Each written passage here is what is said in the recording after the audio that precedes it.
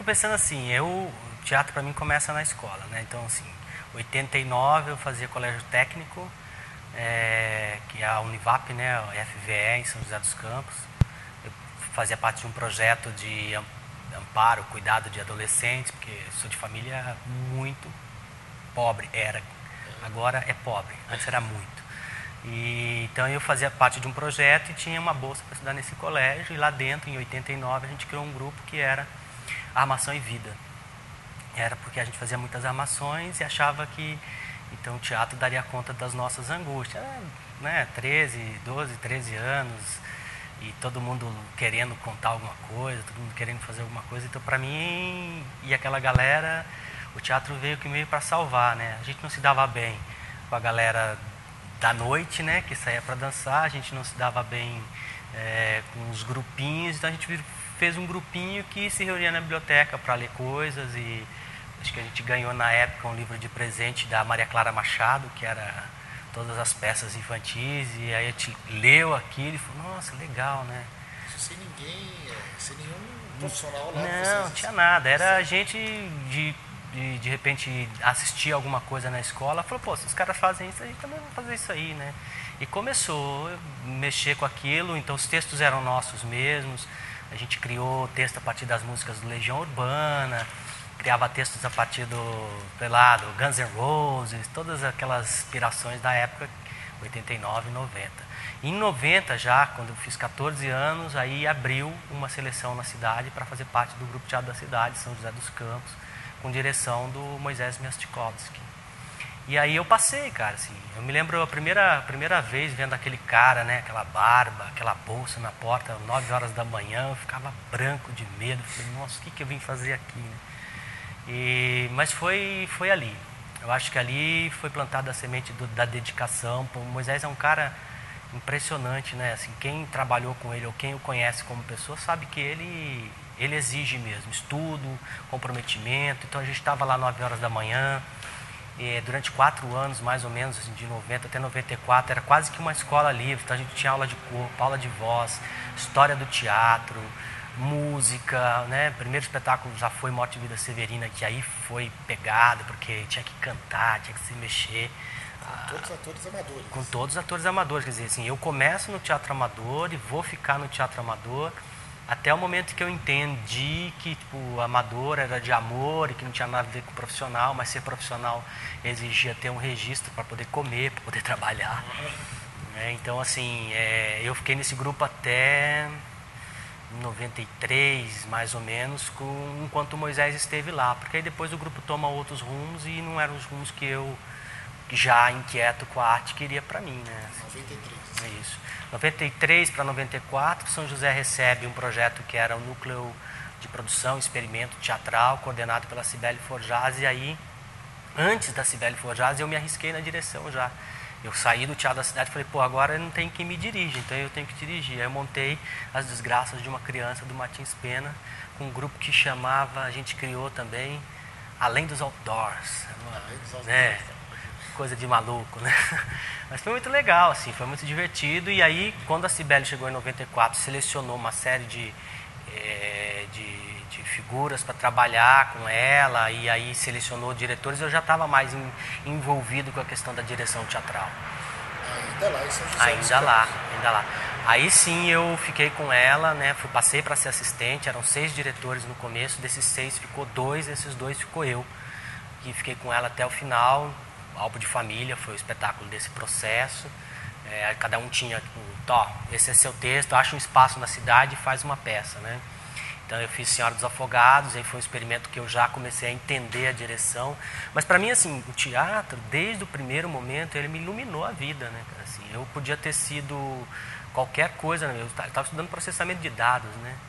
Então, assim, eu tinha um 386 lá na escola, onde eu ficava escrevendo coisas na tela verde, só letra. Talvez tenha sido uma decepção para minha família no começo, né? Pô, o cara podia ser um cientista da computação, virou um cara de teatro, né? Acho que a minha primeira peça, que foi Morte e Vida Severina, eu já fiz um nu artístico. A minha mãe teve que autorizar lá, né? Eu lembro de tudo Você isso. gostou disso, né? Porque depois você não fez o pelado lá da O álbum gaiola, no álbum de família eu fiz o Nu também, que aí a Cibele, dentro do processo, ela falava para mim assim, Reginaldo, o Nonô, ele não é só o personagem da peça, ele é o diretor dessa maluquice toda, ele rege a loucura dessa família. Então você é meu assistente, mas você é meu diretor em cena. E aí eu fui fazer o Nonô, que foi para mim também outro rompimento mesmo, né? Acho que eu posso dizer, Djalma, que eu tive sorte de encontrar pessoas boas que queriam ensinar teatro. apareceram no seu caminho. Moisés, professor Cláudio Garcia, que eu tive o prazer de estudar com ele, professora Silvana Garcia, a Cibele, que eu acho que me mostrou um outro, né? Alexandre Mate, pô, não tem o que falar, né? Alexandre é um cara que até hoje eu me socorro dele, porque é para mim o melhor teórico, né, que a gente tem, assim, tipo, consegue dialogar com o que a gente está fazendo, né? Os próximos entrevistados. É. Eu não consegui falar com ele. Né? Ele é o homem mais difícil do momento. Como foi essa transição então de vir aqui de São José e falar, vou encarar a vida lá em São Paulo e vou lá? Você se profissionalizou lá? Eu me profissionalizei Paulo, lá. em São Eu José. estava atuando já.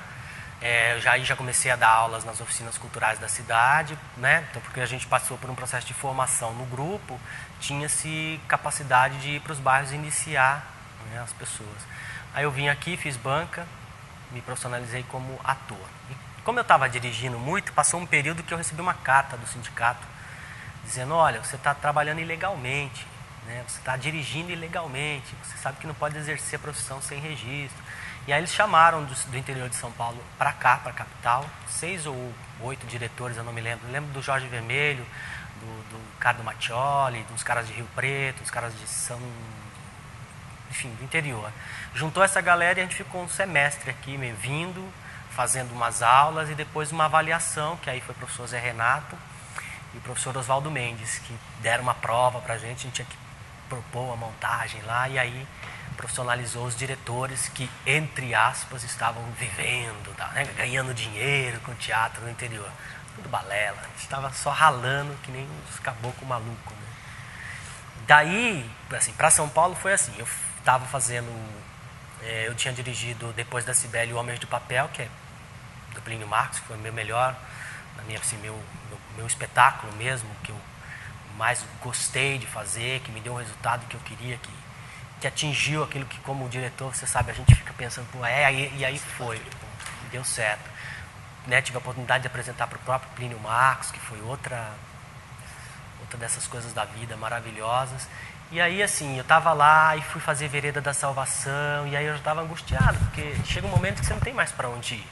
Você não tem com quem dialogar, você não tem onde estudar, você não tem... Aí eu falei, pô, né, sou casado com uma atriz, Amália Pereira, que também é jornalista, que também já estava angustiada. O que nós vamos fazer aqui? A gente criou o Grupo Teatro Caos lá em 98. Fez uma trilogia lá, que chamava Brasil em Cena. Foi para Rio Preto com uma das peças que era a Oração para um Pé de Chinelo, também do Plínio Marcos. Nesse mesmo ano lá, debatendo, Sebastião Milaré, pessoas falando, pô, mas vocês ainda estão lá em São José, né? E, pô, eu precisava crescer, né? Aí surgiu a chance de fazer uma temporada no Centro Cultural São Paulo, dessa peça. Foi meio que, sabe, vamos fazer, vamos ficar lá. A Amália já estava aqui prestando trabalho como serviço como assessora de imprensa, a gente mudou, não pensou duas vezes. E os atores eram de lá? No começo viemos eu, a Amália e 2 atores que faziam Oração para um Pé de Chinelo, que eles vieram para fazer a peça, mas não mudaram para cá. Então acabou essa temporada, eles retornaram para as vidas deles e a gente já estava aqui em São Paulo, né, sem saber muito, e agora? O que a gente faz? Então você começou uma trajetória com o Grupo Caos aqui em São Paulo. Né? Começou lá, mas eu acho que, posso dizer que aqui é que a gente comprou todas as brigas mesmo. Né? De 98, 2000 final de 2000, o final de 2001, a gente já estava morando aqui mesmo. Né? O Vereda foi isso, como o grupo chegou com Oração, aí foram embora essas pessoas, ficamos eu e a Amália.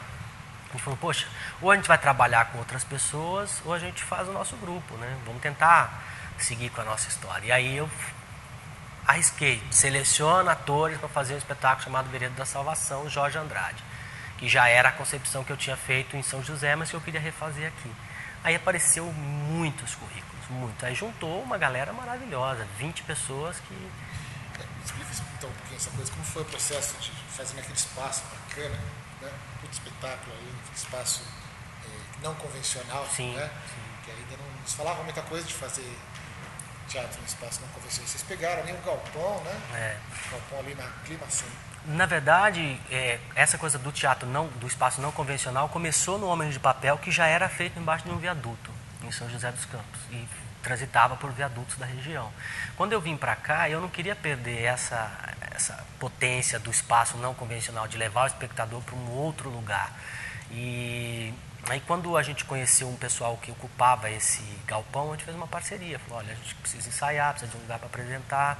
Começou a ensaiar e ocupou aquele galpão, que era um complexo de fábricas. Agora desativou e virou prédio residencial lá. E foi a maior temporada que nós fizemos em São Paulo. Foram 6 meses lá naquele galpão. O fato de poder ficar lá, ensaiando lá, trabalhando lá, limpando lá, né? Porque a gente meio que comprou a ideia, até tirar o lixo dos arredores, a gente tirou, né?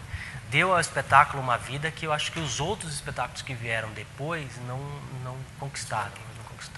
Eu acho também que nós, como criadores, eu, a Amália, a gente deixou de lado a coisa do espaço não convencional, até porque precisava entrar em contato com a crítica, com as outras pessoas, mas não sei se foi um acerto, não. Talvez se a gente tivesse tentado um outro galpão, sei lá, talvez o grupo tivesse registrado sua marca, assim, sabe? Olha, eles trabalham com não convencional. E eu não estou dizendo rua, né? Estou dizendo pegar um espaço como esse, que de repente não tem palco, plateia, e ressignificar ele mesmo.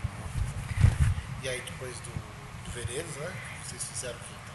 Aí acabando o Vereda, terminando a temporada do Vereda, como a gente já estava, para você ter uma ideia, Vereda foi 2006, a gente já estava um bom tempo só em dramaturgia brasileira. Aí eu comecei a pesquisar dramaturgia latino-americana. Aí veio o Infiéis, que foi primeiro. Desse projeto do Infiéis, a gente ganhou, na época, a Lei de Fomento ao Teatro, no segundo semestre de 2006, para fazer o projeto Fronteiras, que o senhor participou, né? Fez o El Tingo, que é uma das obras descobertas nesse processo, que eu acho fantástica. Ter conhecido Edílio Pena, dramaturgo venezuelano, foi fantástico. Santiago Serrano, argentino, fantástico. La Parra, né, do Chile. Então, ter saído do Brasil, não no sentido, né, nós não abandonamos a dramaturgia brasileira. Nós pensamos assim, poxa vida, a gente mora aqui e não conhece, os caras fazem na Argentina, cara. Não, Shakespeare eu sei, Beckett, Brecht, mas e Santiago Serrano, né? Quem é? E de repente foi muito legal, foi muito legal. Então, e o projeto, então, né, para o pessoal entender assim, né? Você fazer vários espetáculos com uma dramaturgia latino-americana, né? Basicamente era isso, né? Era catalogar os textos desse catálogo, montar. O projeto que você ganhou do Fomento. Sim. Você apresentou, como é que é? O projeto previa a pesquisa de obras inéditas, né? Nesse projeto era Argentina, Chile e Venezuela. Acabou abrindo o braço para México e outros países, mas o foco era esses três eixos, né? Chile, Argentina e Venezuela. Então era catalogar textos. Desse catálogo nós levantamos 300 obras, né? Aí inclui outros países. Desse catálogo, escolher 3 dramaturgos, encenar uma obra de cada dramaturgo, trazer estes caras para o Brasil para dialogar com outros caras aqui, né? Então teve debates onde estava o professor Zé Renato na mesa com um cara da Argentina, estava Marco Antônio Rodrigues, estava Samir Yazbek. Então a dramaturgia brasileira dialogando com a dramaturgia da Argentina, do Chile, da Venezuela. Além disso, a publicação do Cadernos do Caos, né? Que tinha como objetivo colocar num livro tudo que foi feito, as 3 peças traduzidas, e distribuir para a cidade, porque também não tinha sentido a gente fazer todo um projeto que atingia a classe teatral, mas o cara que mora lá no Capão Redondo vai na biblioteca e não sabe o que aconteceu. Hoje ele vai saber, porque cada biblioteca da cidade recebeu um exemplar do livro. E bibliotecas da USP, Unicamp, Unesp, todo lugar tem um livrinho daquele, fora os que ainda estão lá na minha casa guardados, né? Então, e foi muito legal, assim, porque deu certo, o projeto durou 16 meses, montou-se as peças, os caras vieram, acabou abrindo, né? Quando eu digo abre, porque aí depois veio pesquisadores de outros países dialogar com a gente. Uma das peças teve a oportunidade de ir até o Chile se apresentar. Fizemos lá em espanhol a obra.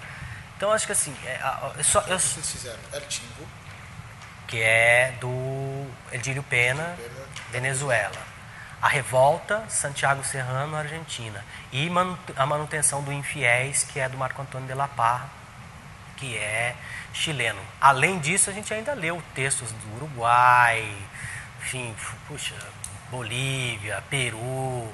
Teve parcerias importantes nesse processo, né, de fusão da dramaturgia latino-americana. Só não continuou porque a gente não conseguiu mais dinheiro, né, e não conseguindo dinheiro ficou muito difícil, porque... aliás, isso que eu mais lamento assim, nos projetos, assim, né, que é a falta de continuidade.